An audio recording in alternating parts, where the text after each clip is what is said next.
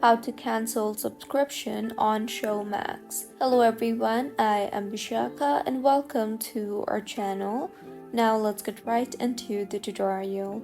Firstly, go ahead and open the Showmax application on your device and make sure you are signed in, and if not, then go ahead and sign yourself in. Now, tap on the More option on the bottom right corner of the home page, and then under the Settings tab, choose My Account option. Further, go ahead and choose the Manage Subscription option, and next, scroll further down and tap on the Cancel Subscription option, and with this, your subscription will be cancelled.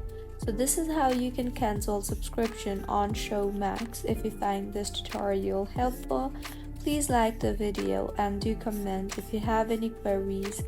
Also, do subscribe to our channel for more helpful tutorials like this. See you on the next one.